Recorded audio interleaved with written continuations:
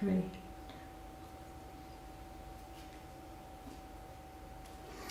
Hello. I'm sorry I can't be with you at your conference, but I thought I'd share a few thoughts across space and time about how I think we can best prepare young people for a life in a world that we cannot really imagine. So the first is, how should we as school leaders and as teachers think about preparing our students for this world? I think there are some very easy answers, such as 21st century skills, creativity, critical thinking, collaboration, communication, and problem solving. But I think the danger is when we start thinking about these 21st century skills as skills, we fall into the trap of thinking that they are in some sense transferable. And one of the things that we've learned is that these so-called 21st century skills are highly specific to particular disciplines. So if you want students to think critically in history, then we have to teach that in history. If we want students to think critically in mathematics, we have to teach that in mathematics. So I think the first thing we're discovering is that these so-called 21st century skills are really about knowledge. As E.D. Hirsch says, skill is content and content is skill. So in fact, the key thing in preparing students for this world that we cannot predict is in fact the content that we've been teaching for many years.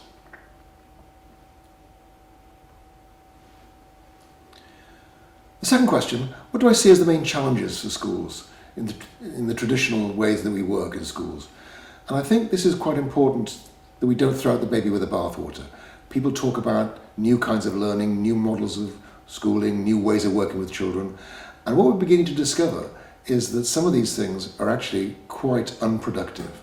So recently in the OECD's PISA survey, we found that the more students were engaged in so-called inquiry-based approaches to learning science, the less they learned.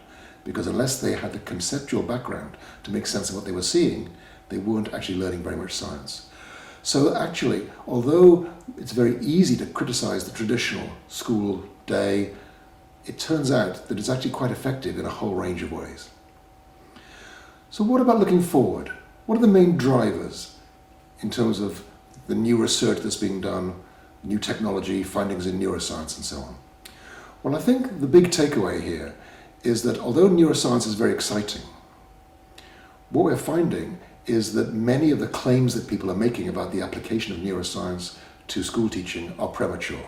Now, I personally am fascinated by educational neuroscience. I used to be on the advisory committee of the University of London's Centre for Educational Neuroscience.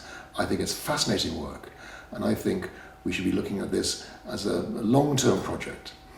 But right now, there is not a single finding in educational neuroscience that has any relevance for classroom teachers. All right now that educational neuroscience is capable of doing is providing plausible explanatory mechanisms for things that we already knew from cognitive science. Neuroscience might also suggest to cognitive scientists some experiments that they run, but until these insights into how the brain works have been validated by cognitive scientists in real classroom settings, I think we should be very skeptical about the role that these scientific findings can play in classroom teaching today. And similar findings for technology. We've been talking about using technology in teaching for literally decades, and what is really fascinating is how small an impact they've had. Now, I think that we will have, over the next few years, some real powerful breakthroughs in how technology might support learning. But ultimately, I think the major role of teachers going forward is to help students find their way through educational resources. So things like Khan Academy, all these massive open online courses that are available. There's an awful lot of stuff out there, but an awful lot of it is of very poor quality. And I think the major role of teachers, particularly in high schools, in upper secondary education, will be as curators of educational resources, guiding their students, helping them make choices about where to spend their time studying. And I think that will be a much more important role than pretending that technology is going to be useful in teaching our students. So what does this all mean for the role of the teacher and his or her daily routines? Well, I think that primary schools are going to look very much like they do right now in 2030. We will see teachers working with small groups of students, with individuals. We'll be developing basic skills in reading and writing and mathematics.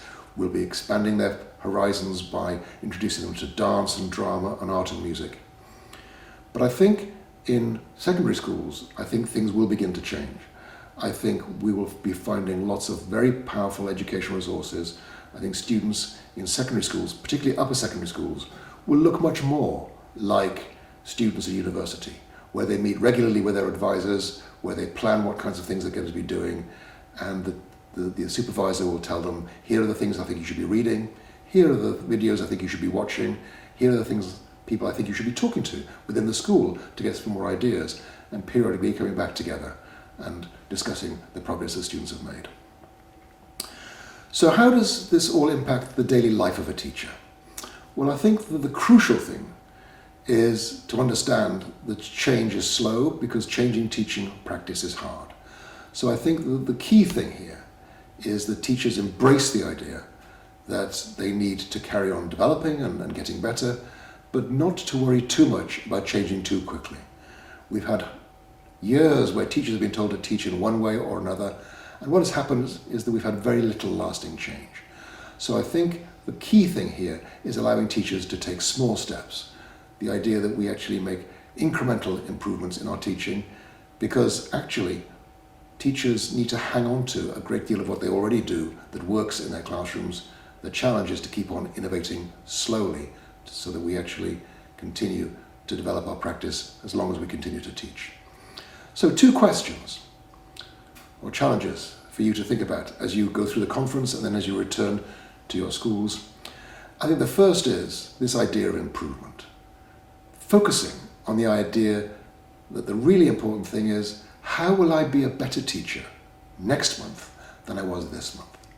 The idea that every teacher should continue to develop their practice. Why is this so important? Well, you've all heard about Carol Dweck's work on mindset, but too often I think we apply it to students and not to teachers. I think the most important application of Carol Dweck's work on mindset is to teachers.